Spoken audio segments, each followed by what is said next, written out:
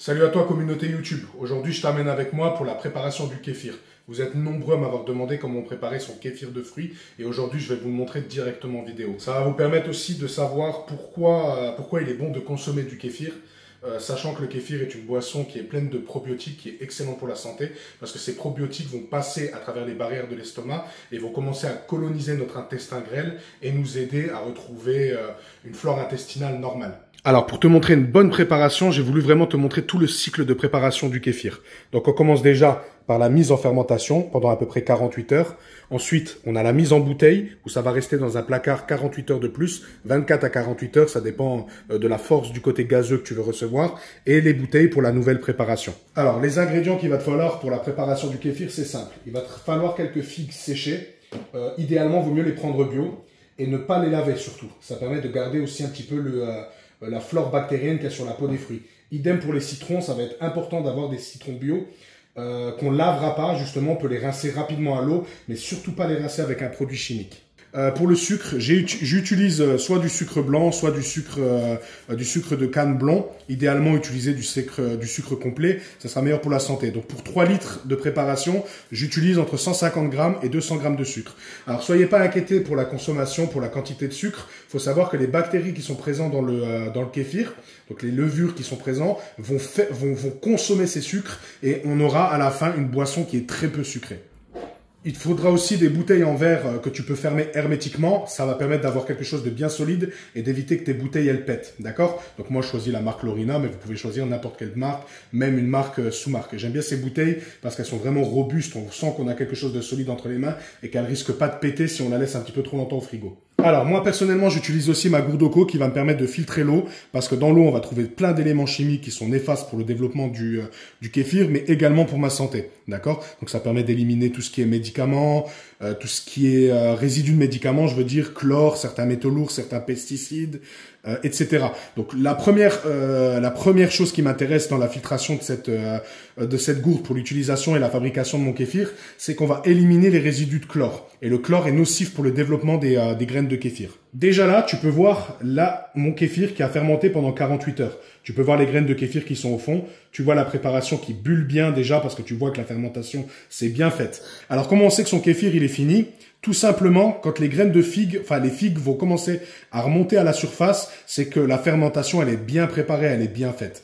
Donc moi, personnellement, je regarde pas trop ça. Je laisse plutôt ma préparation pendant 48 heures et ça va me permettre d'être sûr que ma fermentation, elle est bien faite. Petite chose importante aussi que je souhaite ajouter, c'est que pour l'utilisation et la confection de kéfir, il faut jamais mettre les graines de kéfir en contact avec un élément en acier. Comme on ajoute du citron, on va acidifier la solution. Il faut savoir que les graines de kéfir sont des bactéries qui vont préférer les milieux acides. C'est pour ça qu'on ajoute du citron pour leur bon développement. Donc, on évite d'ajouter de l'acier au contact de l'acide qui peut faire une réaction qui est nocive pour les graines de kéfir. Voilà, une fois que tu as récupéré les fruits qui ont fermenté, il ne te reste plus qu'à remplir tes bouteilles avec ton kéfir. Personnellement, je les filtre pas, donc il y aura toujours des petites graines qui traîneront dans les bouteilles. Mais personnellement, je les mange, c'est parfaitement comestible et ça permet d'apporter un petit plus au niveau de la flore intestinale.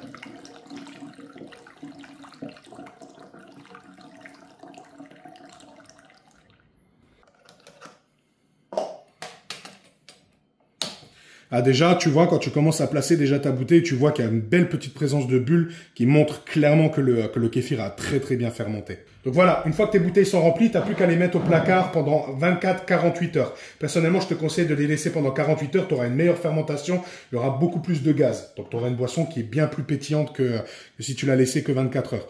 Une chose importante, alors il y en a qui disent qu'il faut la laisser à l'abri de la lumière, mais moi personnellement, j'ai remarqué de meilleurs résultats en la laissant à la lumière. Il y a un meilleur développement, une meilleure fermentation qui se fait et il y a beaucoup plus de gaz. Une fois que les 48 heures sont passées, tu te retrouves avec ta bouteille de kéfir. Donc là, c'est des bouteilles qui ont passé 48 heures au placard et tu vas te rendre compte quand tu vas ouvrir qu'elle est extrêmement gazeuse. Attention à l'ouverture quand elle est comme ça. D'accord? Donc pour le kéfir, il n'est pas nécessaire spécialement de faire sortir le gaz, même si au bout de 48 heures, je le fais toujours une fois comme ça pour être sûr que la bouteille ne pète pas au placard. Et là, à partir de ce moment-là, je la mets au frigo pendant au moins 24 heures et après, je peux la consommer sans problème. Donc maintenant, on va voir pour la préparation du kéfir. D'accord? Donc déjà, vous pouvez voir que j'ai mes graines de kéfir au fond. Si vous voulez voir un petit peu à quoi ça ressemble, on est sur des amas de bactéries, de levures, tout ça, qui sont ces levures qui vont coloniser notre intestin. Donc, il y en a qui lavent. Moi, personnellement, je préfère ne pas laver. Je le fais toutes les 4 à 5 remplissages. Ça permet vraiment de garder les petites graines qui sont développées, qui vont pas passer en travers les mailles du filet quand vous allez mettre ça dans un chinois ou quelque chose dans le genre. Donc, pour la préparation, moi, ce que je fais, c'est que je vais récupérer mes figues. Je les coupe pas entières. Alors, vous faites comme vous voulez. Mais moi, je les coupe pas entières. Ça permet de les récupérer beaucoup plus facilement. Donc, vous allez récupérer vos figues. Pour 3 litres de préparation, vous en mettez 3. Pour 1 litre de préparation, vous pouvez en mettre 1 ou 2. Etc. Après, vous faites un petit peu comme bon vous semble. Pour un citron, moi, je vais utiliser donc un citron que j'ai lavé. Je vais le prendre entièrement. Quand c'est un petit citron comme ça, je le mets entièrement. Quand c'est un gros, je les coupe en 2. Et en fait, je vais les couper tout simplement en 4. Je vais pas m'embêter. Je le fais assez grossièrement. Il n'y a pas besoin de faire des chichis ou du blabla comme on peut voir parfois dans certaines vidéos. Donc, j'en presse toujours un pour apporter vraiment ce petit côté milieu acide. Ensuite, les autres, je vais les poser tout simplement comme ça. Ensuite, vous n'avez plus qu'à remplir votre préparation et d'ajouter à peu près 3 litres d'eau. Alors, comme je vous l'ai dit, pour ma part, c'est filtration. Donc, une fois que vous avez rempli votre bouteille, après votre dur labeur, vous n'avez plus qu'à rajouter votre sucre. Déjà, vous constaterez que les figues ne flottent pas. Elles vont commencer à flotter vraiment quand la fermentation, excusez-moi, sera prête. Donc ensuite, vous mélangez pour que le sucre soit bien dilué dans l'eau. C'est vraiment important. On le fait, comme je l'ai dit tout à l'heure, avec une cuillère en bois et jamais avec une cuillère en acier. Alors, à ce stade-là, vous pouvez même ajouter un petit morceau de gingembre ou la peau d'un autre fruit, etc. C'est vous qui voyez, c'est vous qui faites comme vous voulez, mais la préparation traditionnelle du kéfir se fait uniquement avec des figues, du citron et du sucre. Donc, une fois que tu as fini ça et que tu as bien mélangé ton sucre, il te suffit simplement soit de fermer avec un chiffon. Il faut que ça reste vraiment, que l'air puisse circuler, mais il faut protéger quand même des insectes, des mouches, etc., d'éviter qu'elles aillent dedans. Vous pouvez mettre soit un chiffon que vous allez attacher avec un élastique. Moi, personnellement, j'utilise mon petit serre-bocal comme ça ici, que je ferme pas entièrement. Juste il est posé comme ça, ça permet que l'air puisse quand même circuler, sortir du bocal si besoin, et d'éviter que des insectes ou ce genre de choses puissent entrer dans la bouteille. Cette partie-là, je la mets au placard pendant 48 heures dans le noir. La bouteille que je viens de remplir, que j'ai remplie sur ma préparation précédente, je vais la laisser 48 heures à l'extérieur, donc pas à l'abri de la lumière, ça va être dans un endroit frais, mais pas à l'abri de la lumière, donc à température ambiante. Et cette partie-là, qui est terminée et qui est vraiment bien gazeuse, comme on l'a vu au début, on voit que ça monte bien. Cette partie-là part au frigo. Alors moi, je préfère la coucher, mais vous faites un peu comme vous voulez. Vous la laissez au frigo pendant au moins 12 heures, on va dire toute la nuit. Et puis, à partir du matin, vous pouvez la boire. Alors, pourquoi je fais ce cycle de 2 bouteilles? Ça me permet de boire 1 litre par jour. D'accord? Vous pouvez faire des cycles de 3 jours, mais dans ce cas-là, il vous faudra 3 bouteilles. Par exemple, là, sur ma préparation, donc j'ai de quoi remplir 2 bouteilles. J'ai ces 2 bouteilles-là qui partent en fermentation au placard pendant 48 heures.